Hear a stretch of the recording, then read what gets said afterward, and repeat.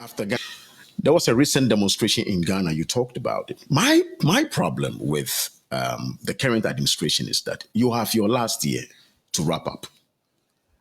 You have exhausted your almost your 8 years tenure.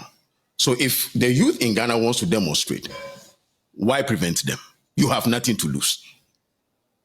Precisely. Does it mean that leadership have lost touch with the people, Mr. I Bombande? think I think the problem of leadership in Ghana today, which has reinforced itself after quite a number of years in the administration of our current president, has been a leadership that is preoccupied with a certain image that should be seen globally, but not necessarily what they believe are the good practices of good governance, management of the economy, representing the people meaningfully, that matters.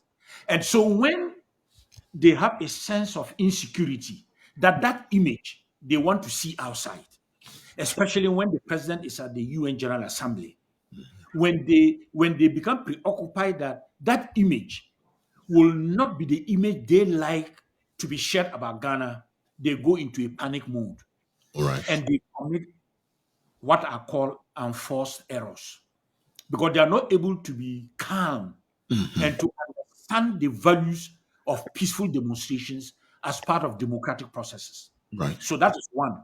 But secondly, and I can speak like this because I've been in government. Thank you. I've had several situations in which I was told, Emmanuel, you were always understood to be very critical, not necessarily of the party that you are affiliated with, because you are critical also of the party you are affiliated with. You are critical because you came from the background of civil society before you even went to the UN.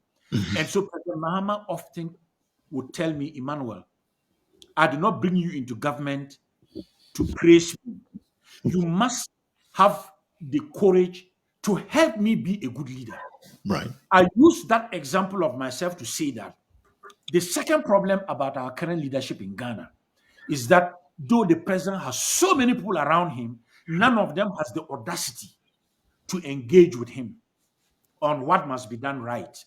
Right. I traveled a lot with our president, and when we take off on a plane, I would go with my briefing notes with a file and Right. sit in front of him and brief him and hand over my file to him and say that, Your Excellency, from Yes. the foreign ministry, this is our thinking.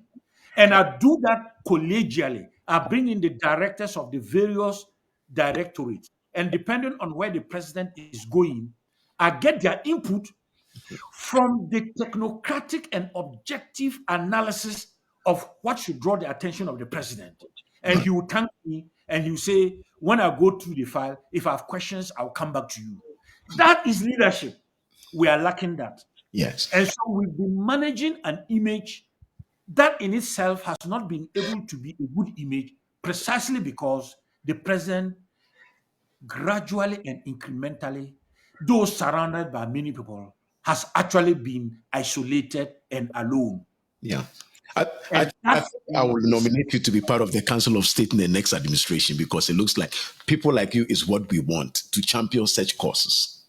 unfortunately the Council of State has been leading into the chair group rather than helping the president to be a good and keep in mind that every good president of Ghana is a good president not because of the party he leads, but the people of Ghana. And we are just about 31 million people.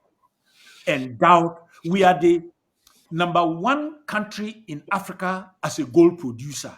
We are number 6 in the world. Since we discovered oil, we've brought in more than 8 billion US dollars. Nobody can complain about the lack of resources for Ghana.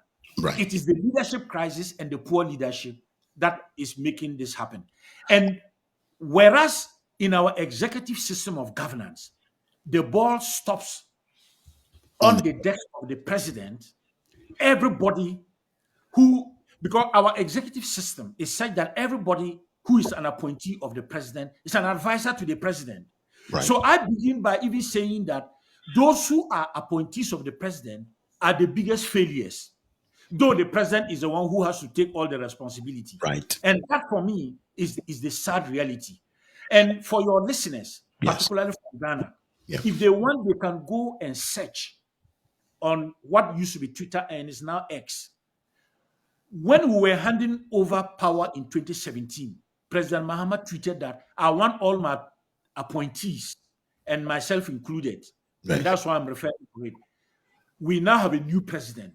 You must bring your knowledge, your support to this new president, because his success Right. would be the success of the whole of Ghana. And he kept faith to that. When we entered the pandemic, he appointed a technocratic committee from our side to now go and work and support the president and his team. They were immediately dismissed as ridiculous. Who says that we need your help? That has been the crisis of leadership In Africa and also in and Ghana. yes, and I don't want it to sound as if I'm blaming NPP. No. If NDC orchestrates a leadership in which NDC thinks that NPP is not important, it's the same crisis. Right. But at least in NDC, we have seen that there is a certain spirit of consultation for consensus building. People forget that NDC did not go to the IMF without consulting with the NPP through the Senchi consensus, in which though the NPP officially boycotted it, there were renowned economists, NPP founders like Kwame Pieni, who inputted and contributed.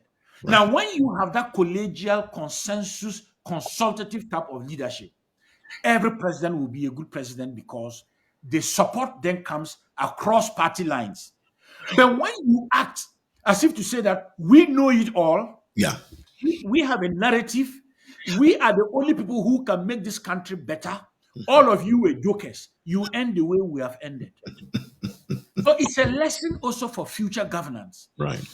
Anybody who is in leadership in the future, you only happen to have been elected, but you now move beyond your party and you become a president for the whole of Ghana.